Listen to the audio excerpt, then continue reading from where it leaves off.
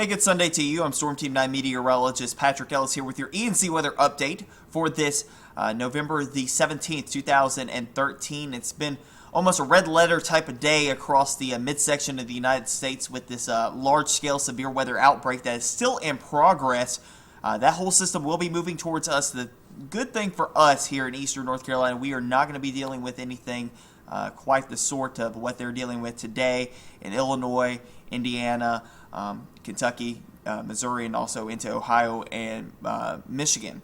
We will not have to deal with that at all. It's going to be just some shower activity, maybe a rumble of thunder here and there, but definitely has been a rough day. But we'll delve into that and also look ahead to our next 7 days here with the forecast update video.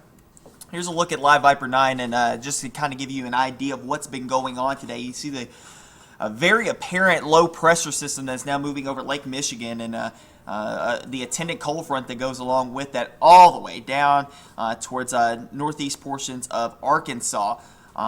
There's been several tornado watch boxes today. Many of them have been PDS watches, particularly dangerous situation type of deal today, and I think the worst things that we've seen have been coming out of Illinois today, near Peoria, Washington, and Wilmington. Also into Paducah, Kentucky today. Had a tornado just on the north side of the Ohio River from Paducah, Kentucky. Also, several tornadoes being reported just north of the Indianapolis, the Indianapolis metro.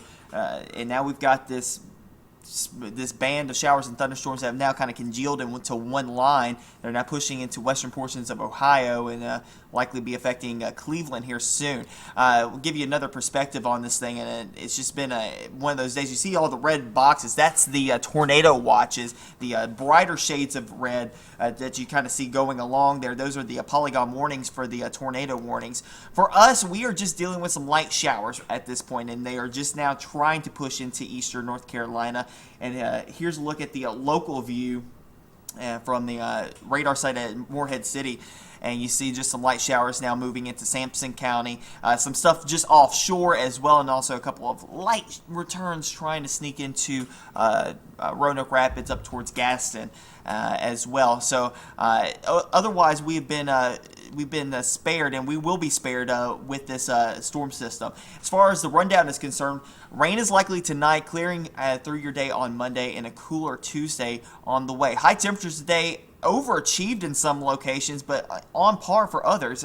It's been a crazy 2-3 days as far as temperature spreads are concerned. Low 70s for inland spots, Greenville, Goldsboro, Kinston, Washington, Rocky Mountain, all at 73, which was the forecasted high temperature. But you head south of US 70, mid and upper 70s. Look at Jacksonville almost coming in with 80 degrees today.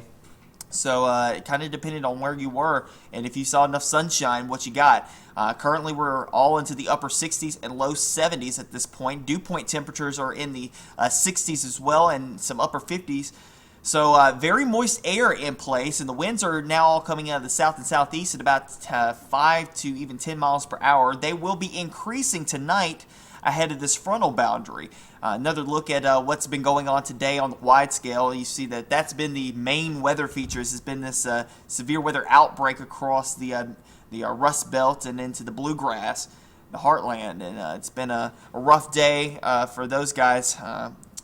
Thoughts and prayers to everybody across those areas. But for us, it's been just watching these showers moving towards us. Now you see, obviously, back over towards Kentucky, you've seen the showers and thunderstorms right along that frontal boundary. We will not have that type of energy to move into the region. The dynamics were just out the gate today across that portion of the United States. The dynamics with the system are lifting to the north and northeast of us. We will not have the same type of atmosphere that they had today across that neck of the woods. Chicago got a high temperature today of 69 degrees, and by the time those storms had rolled through by about noontime, 1 o'clock, it was down to 57.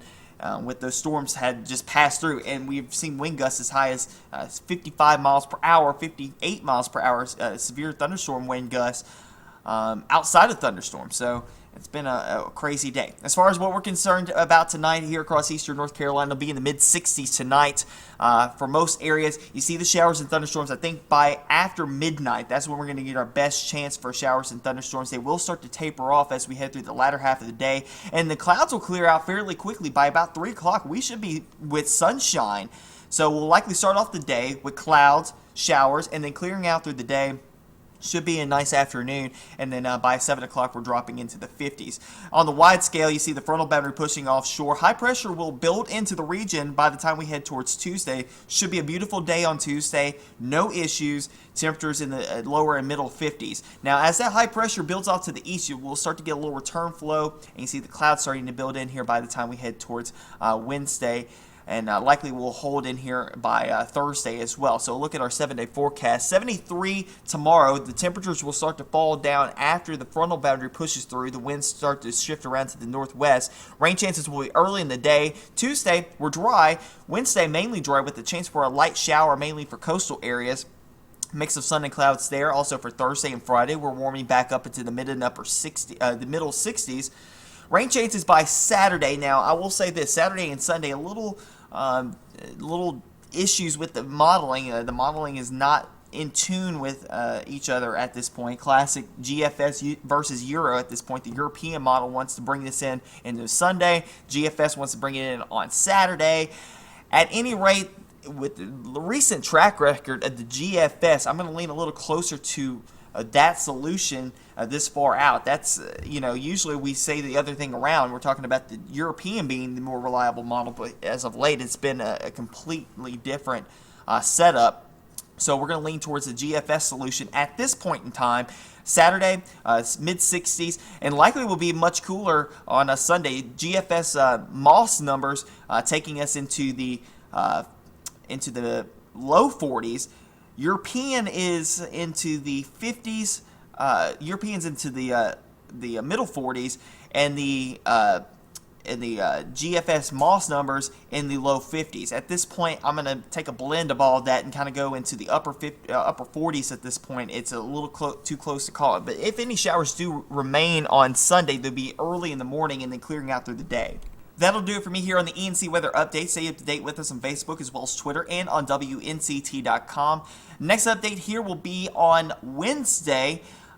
Chief Meteorologist David Sawyer will be in tomorrow, 5:36, 10 o'clock on CW, 11 o'clock right back on WNCT. Dante Jones in tomorrow morning for Morning Edition, 5 to 7, and also at noon. Have a great rest of your evening, a great day tomorrow, and a great weather week ahead.